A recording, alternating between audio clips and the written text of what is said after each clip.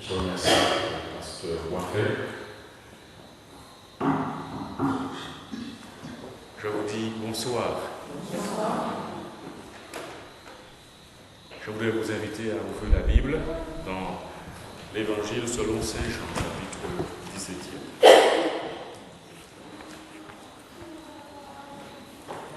Et nous lisons à partir du verset 20.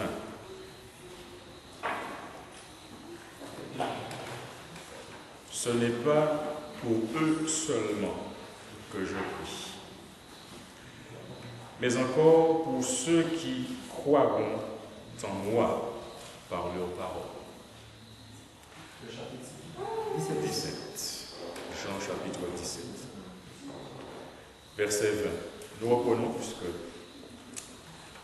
ce n'est pas pour eux seulement que je prie, mais encore pour ceux qui croiront en moi par leurs paroles, afin que tous soient un, comme toi, Père, tu es en moi, et comme je suis en toi, afin qu'eux aussi soient un en nous, pour que le monde croie que tu m'as envoyé.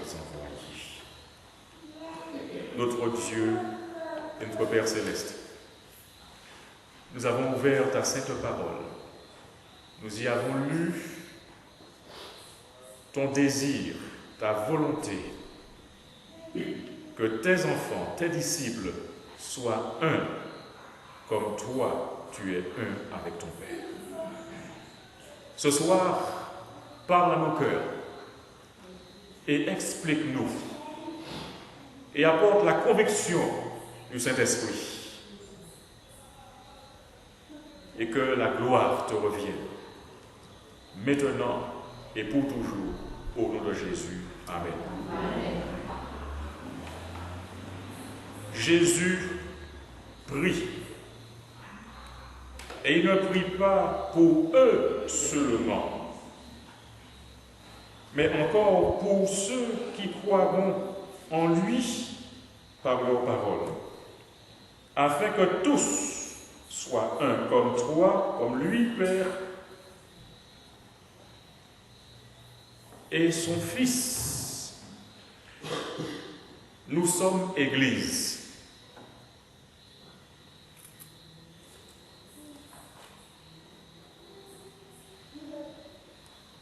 Et si l'Église doit vivre l'unité, il est essentiel que la divinité et les croyants participent à sa réalisation. Nous sommes Église, la communauté, l'assemblée des croyants, ceux qui ont accepté de faire alliance avec Jésus, d'entrer dans la famille de Dieu, ceux qui croient en sa parole et qui ont pour référence la Bible, l'autorité, sola scriptura, ceux qui croient de tout leur cœur que tout ce que Dieu dit dans la Bible est vrai. Parce que cette Bible que nous avons entre nos mains n'est pas venue par la bonne volonté d'un comité, d'un auteur, d'une personne, mais cette Bible est venue par la volonté de Dieu. Et je crois chaque parole de cette Bible, depuis la Genèse jusqu'à l'Apocalypse, c'est Dieu qui parle à travers la Bible et il révèle une personne et son nom c'est Jésus-Christ. Et Jésus-Christ est notre Seigneur. Et ça signifie qu'il est le Maître. Nous l'appelons Maître et Seigneur. Et il pose la question, mais pourquoi ne faites-vous pas ce que je vous demande de faire? Si nous disons que Jésus est notre Maître, notre Seigneur, cela signifie que nous sommes disposés à faire tout ce qu'il nous dit dans sa parole. Nous sommes d'accord? Nous ne sommes pas d'accord? Oui. Ok. Ça signifie que s'il règne sur nous, s'il est notre dirigeant, notre Maître, notre Seigneur, nous disons, Seigneur Jésus, non pas ce que je veux, mais ce que tu veux, que ta volonté se fasse. Et lorsque nous intégrons ce concept, cette idée, lorsque nous acceptons que la volonté de Dieu se fasse dans notre vie, ça veut dire quoi? C'est lui qui a le volant. Il nous conduit, nous sommes du côté passager. Le chauffeur, c'est lui, c'est pas nous. Et ça veut dire quoi? Nous acceptons qu'il nous conduise sur des sentiers que nous n'ignorons pas. Il est aventuré. Et parce qu'il est le dirigeant, il est le Seigneur, il est le Maître, nous disons Seigneur, prends la direction des opérations. Si c'est Daniel qui intervient, c'est mon prénom, d'accord? Daniel, il a ses manières, il a ses sentiments, il a ses façons de voir et de faire. Dans ce concert-là, ce n'est pas Daniel, mais c'est Jésus qui doit diriger Daniel. Non pas ce que je veux. Et c'est pour cette raison que lorsque nous prions, et Jésus a prié, même Jésus, il a prié, non pas ce que je veux à Gethsémane, qu'a-t-il dit? S'il est possible que cette coupe soit enlevée, il l'a fait par 3 reprises, mais à chaque fois, qu'est-ce qu'il a déclaré? Non pas ce que je veux. En d'autres termes, lui, notre exemple, notre modèle par excellence, si lui, devant l'agonie, devant le calvaire, il prie à son Père et il dit, non pas ce que je veux, mais ce que tu veux, à plus forte raison, nous qui sommes ses disciples aujourd'hui et qui l'acceptons comme toi, Seigneur et Sauveur, devions être prêts à dire, Seigneur, tu vois cette affaire-là, tout ce que j'ai envie de faire, c'est de prendre mon fusil, boum, boum, boum, boum, boum. Tout ce que j'ai envie de faire, c'est de mettre tout le monde en pièces, mais non pas ce que je veux, mais ce que tu veux, Seigneur. La raison pour laquelle Jésus l'a fait, et il ne l'a pas fait dans un contexte de comédie, mais il l'a fait dans un contexte d'authenticité. S'il est possible, il y a des situations où nous trouvons acculés. Des situations que nous ne contrôlons pas. Parce qu'il y a des enjeux, il y a en présence des réalités qui nous échappent, que nous ne maîtrisons pas. Parce que nous sommes dans le conflit cosmique. Et dans le conflit cosmique, les choses s'articulent entre le bien et le mal. Il y a un conflit. Il y a un combat. L'Apocalypse déclare, il y eut guerre dans le ciel. Vous avez entendu ce que j'ai dit? Il y eut guerre dans le ciel. C'est pas moi qui le dis, c'est la Bible qui le dit. L'endroit de paix. L'endroit où se trouve Dieu. Mais il y eut un combat dans le ciel. Un combat, c'est petit, hein? La Bible dit qu'il y a eu guerre dans le ciel. Comment expliquer qu'il y ait guerre dans le ciel? Ça nous étonne, c'est là où Dieu est. Mais comment se trouve-t-il qu'il y ait guerre dans le ciel? Mes amis, je voudrais que nous comprenions une chose. Ce que vous voyez, ce que nous voyons n'est pas toujours la réalité. Il y a quelque chose que nous devons comprendre, c'est qu'il y a des forces qui sont invisibles et qui n'ont aucune sorte de scrupule et qui manipulent qui il veut pourvu qu'on lui donne accès. Je voudrais ce soir nous inviter à ouvrir nos Bibles dans Éphésiens chapitre 6. Éphésiens chapitre 6.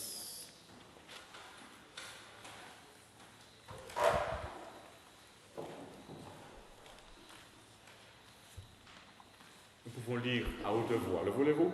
À partir du verset 10. Ensemble? Au reste, fortifiez-vous dans le Seigneur et par sa force toute puissante. Revêtez-vous de toutes les armes de Dieu afin de pouvoir tenir, comment? Ferme contre quoi? Les ruses du diable. On s'arrête 2 minutes. Au reste, fortifiez-vous en Daniel, c'est ça? En pasteur, on va faire, c'est ça? Donc, fortifiez-vous dans le Seigneur. Notre force se trouve dans le Seigneur. Pas dans notre capacité humaine. Notre force se trouve dans le Seigneur. Et c'est là, lorsque nous avons besoin de force, que nous allons vers le Seigneur. Fortifiez-vous dans le Seigneur et par sa force toute puissante.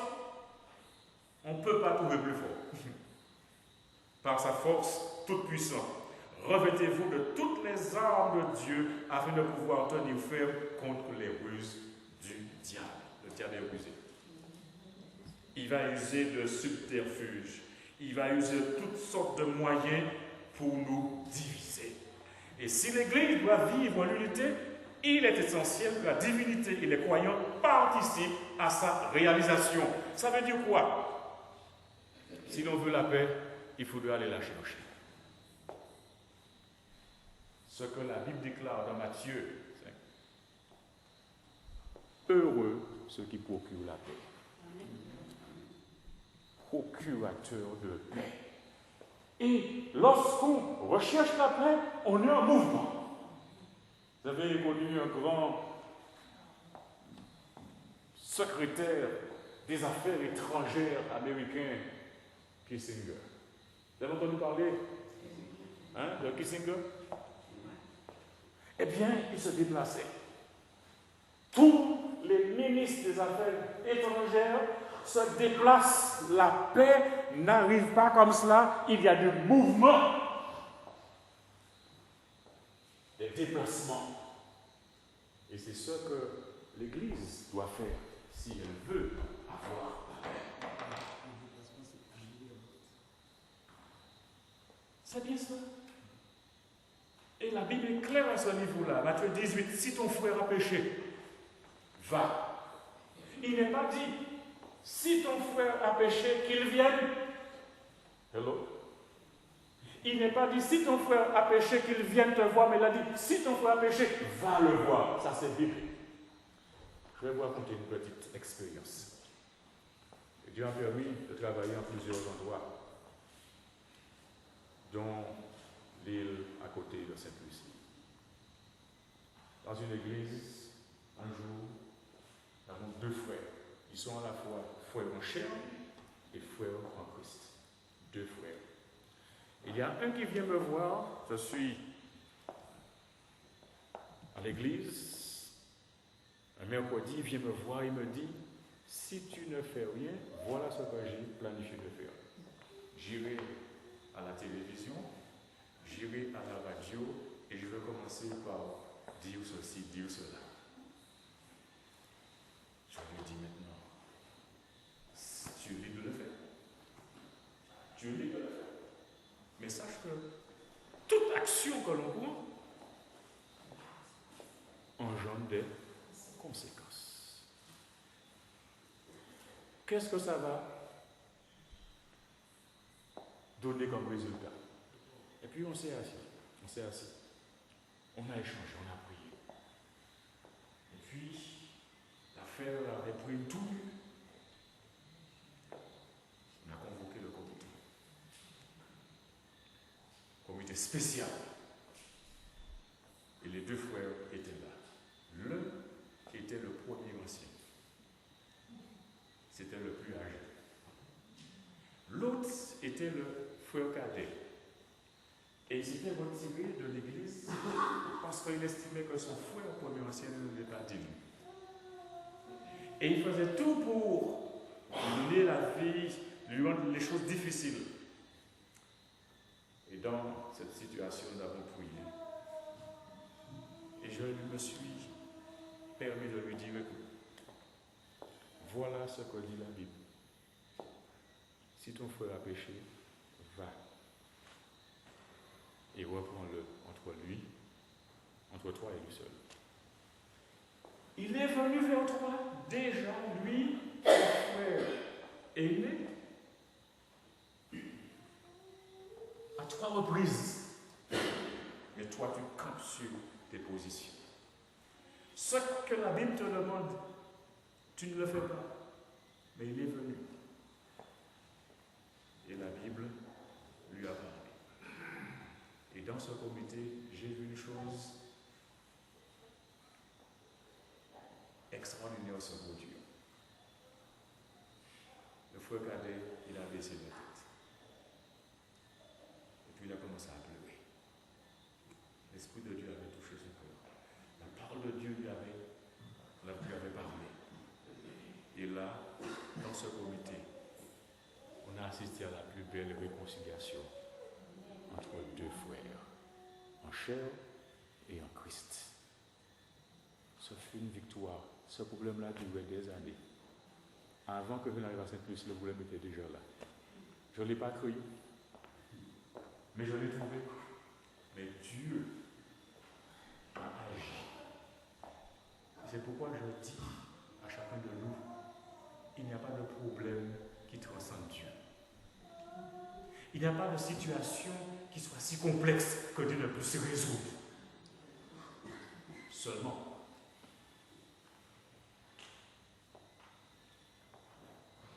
si l'Église doit vivre l'unité, il est essentiel que la divinité et les croyants participent à sa réalisation.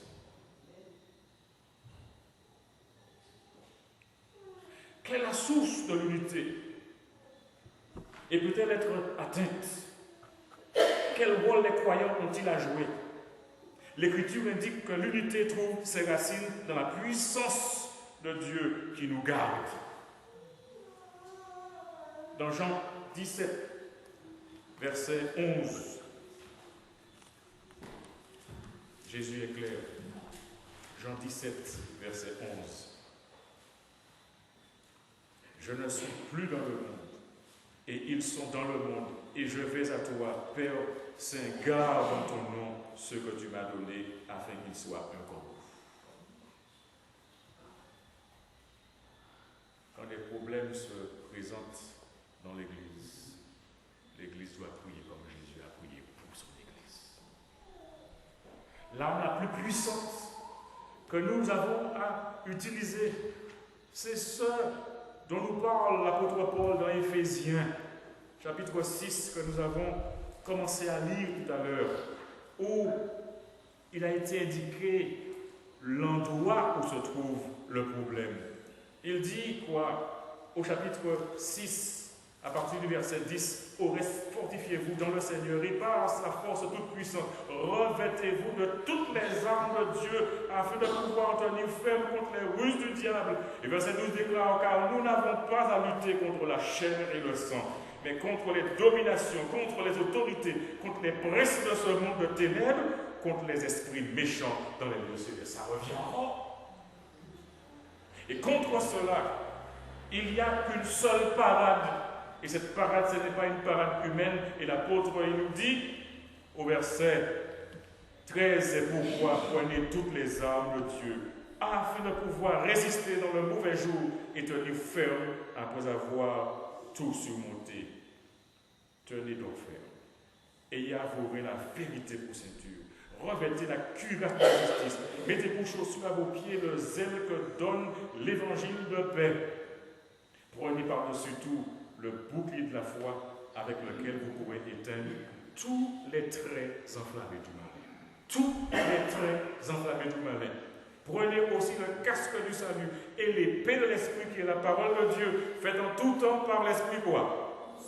Toutes sortes de prières et de supplications. S'il y a une chose que nous devons faire et ne devons jamais nous lasser de faire, c'est de prier. Priez sans cesse, les amis. Parce que nous sommes en danger.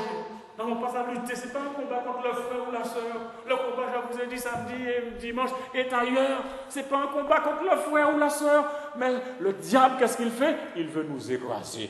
nous anéantir, il veut nous diviser, mais Jésus a prié pour que son Église soit unie. Cette unité a un prix. Et quel est le prix?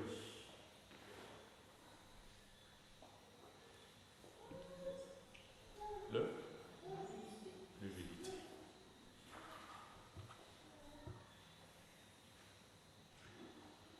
Lui qui avait l'adoration des louanges, lui qui était égal à Dieu, n'a pas hésité un seul instant.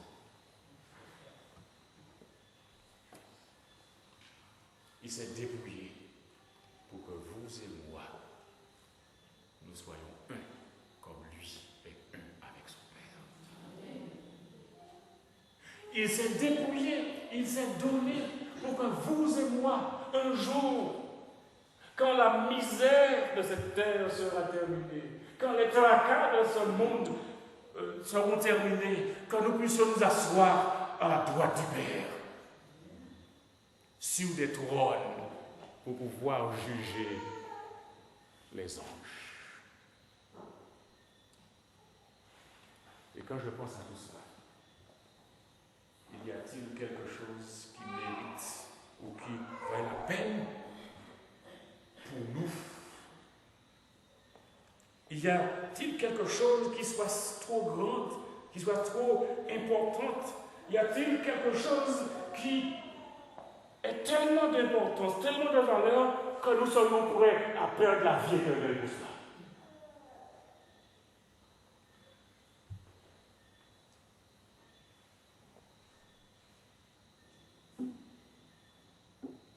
Faites en tout temps par l'Esprit toutes sortes de prières et de supplications. Veillez à cela avec une entière persévérance et priez pour tous les saints. Ce n'est pas ces statuts qu'on voit ici et là. Nous sommes ces saints-là. Vous êtes ces saints-là. Priez pour tous les saints. Les saints avec lesquels vous entendez bien. Les saints avec lesquels vous ne vous entendez pas du tout. Priez pour tous les saints. Et si nous prions pour tous ces saints, eh bien, ils finiront par entrer dans cette communion. Parce que ce que Dieu veut, c'est que nous soyons en communion les uns avec les autres.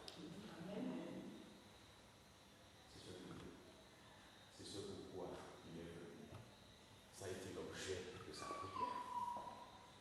Je ne parlerai plus, je vais m'arrêter là maintenant. Mais je crois que il nous faut prier. Prie, agis. Vous vous souvenez, j'en ai parlé avant? C'était samedi après-midi. Prie, agis.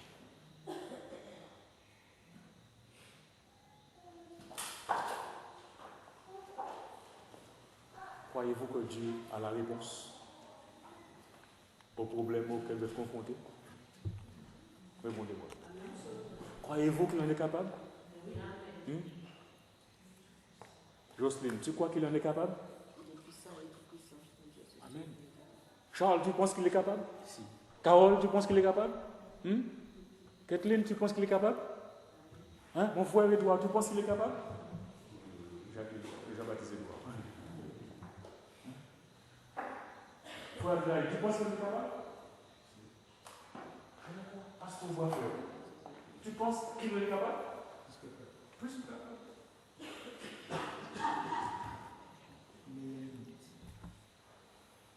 Il en est capable. Et si nous croyons, il le fera. Si nous croyons, il le fera. Tous les problèmes, vous pouvez nommer le problème. Tous les problèmes, vous pouvez faire la liste ce soir même. Tous les problèmes que l'on peut avancer, il est capable de les résoudre.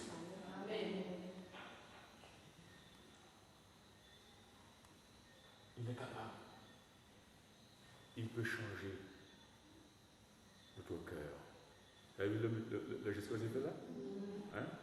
Le matin, je parle. Le cœur, l'esprit peut changer. Il peut mettre en nous des bonnes dispositions. Et là où on n'arrive pas à s'entendre, on n'arrive pas à chanter. Et j'aime bien employer l'image du chant, parce qu'il y a des partitions. Et pour chanter, il faut soprano, il faut alto, il faut ténor, il faut basse, et puis il y a d'autres choses encore. Et quand chacun chante juste, ça produit l'harmonie. Mais ça demande beaucoup de répétition, n'est-ce pas?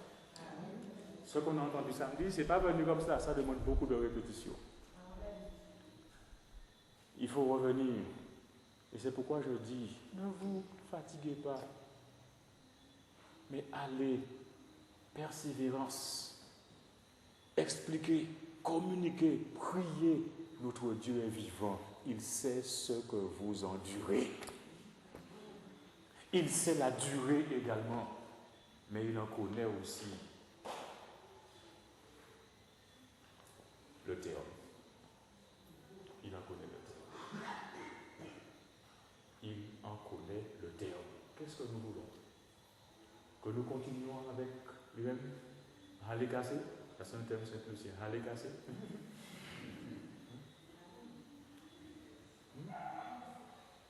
Ça nous empêche de vivre.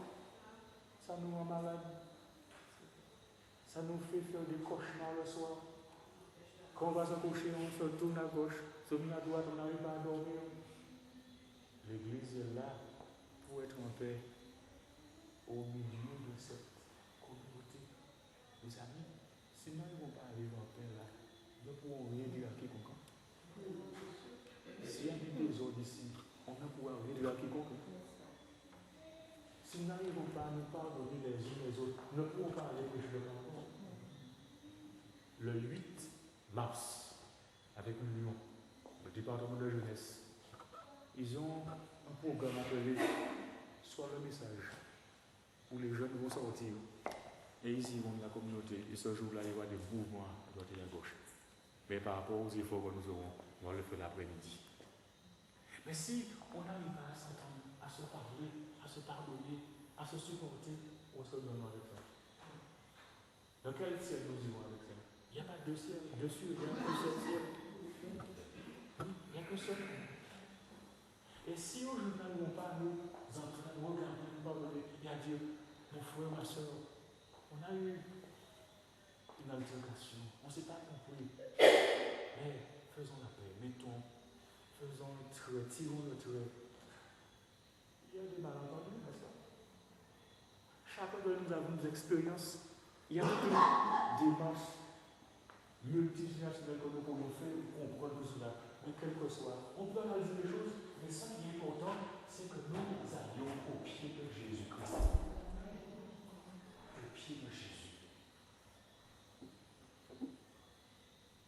Pensez-vous que cela en vaut la peine pour nous de prier ce soir? Pourquoi voudriez-vous que nous prions? Quels seraient les sujets de prière qui devraient meubler ce moment? De quoi l'Église a-t-elle le plus besoin maintenant?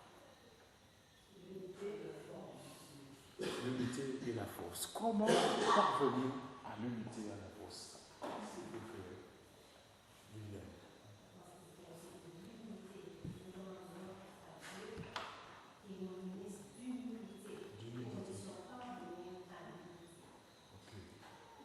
L'humilité pour que nous puissions arriver au pardon.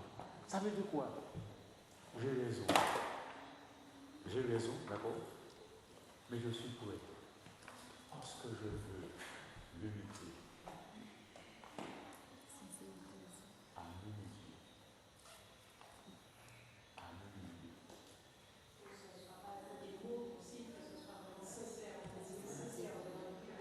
C'est chaque personne qui essaie de ça.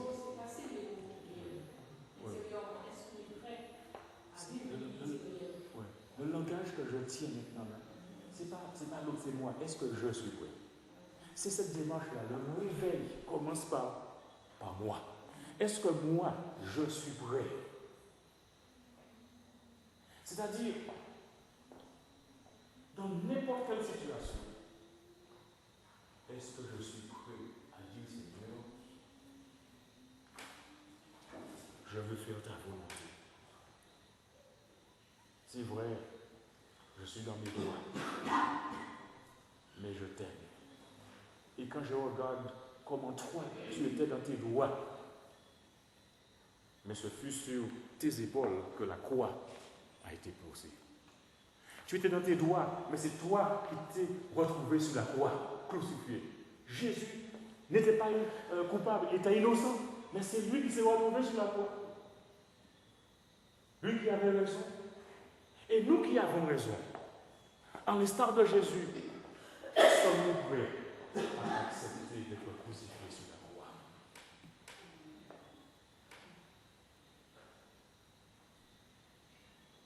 Sommes-nous prêts à faire le sacrifice? Voulons-nous vraiment que cette Église des mondes fonctionne dans la paix, dans l'harmonie, dans l'unité, qu'on travaille ensemble? Est-ce que nous voulons ça vraiment? Je dois me remettre en question. Je dois me remettre en question. Et là, au pied de Jésus, je lui demande de m'indiquer qu'est-ce que je dois faire. Mon caractère, change mon caractère. Change mon cœur, Seigneur. Fais de moi ce que tu veux. Change ma façon de voir, d'opérer, parce que je réalise que je peux faire beaucoup de tort si je ne considère pas toute l'image. Ce que je dis ici ce soir, à chaque fois que Jésus s'est mis en prière, les problèmes se sont présentés. Mais les problèmes ne sont pas restés en problème, il y a eu des réponses. On a vu cela dans la chambre haute. Pensez à un Zébédée. Pensez à un Pierre qui tirait son épée au quart de tour. Il a coupé les veines de Malchus. Mais qu'est-ce que Jésus a fait? Il a dit, remets ton épée. Parce que tous ceux qui commencent par l'épée finiront par l'épée. Jésus est venu pour la paix. En venant ici, j'ai beaucoup appris. Je reviendrai parce que je crois que nous avons un bout de chemin à faire ensemble. Pasteur, nous avons un bout de chemin à faire ensemble. Nous devons avoir un seul objectif. Et ça doit être aimer Jésus et servir Jésus. Aimer Jésus et servir Jésus debout sur ce que Jésus a fait. Il est venu pour être au service de l'humanité. Les problèmes que vous rencontrez ne sont pas anormaux. Nous sommes dans un monde réel. Nous sommes dans une église réelle. Et quand vous lisez le Nouveau Testament, il y avait des problèmes aussi. Ça a été à Jérusalem. Paul et Pierre, deux collègues. Ça a été à Jérusalem. Mais ça n'a pas à aller à Jérusalem. Vous êtes grand. N'est-ce pas? Vous savez ce que vous voulez. Vous savez le problème. Et vous en savez aussi la solution parce que Dieu vous l'a déjà dit. Alors appliquons. L'évangile a déjà été donné. Appliquons. Oublions notre moi. Oublions notre réputation et pensons à Jésus-Christ. Devant le diable, ceux qui ont raison, comme ceux qui ont tort, ça n'a aucune différence. Aussi longtemps qu'il peut nous mettre aux antipodes les uns des autres, ça c'est clair, il a atteint l'objectif. Allons prier ce soir. Allons prier ce soir. Et j'aurais aimé que dans un mouvement, que nous choisissions un partenaire et que nous prions sincèrement, intensément, demandant à Dieu de faire quelque chose. De faire quelque chose pour Hermon. Et si nous lui demandons, il le fera parce qu'il a prié pour son Église.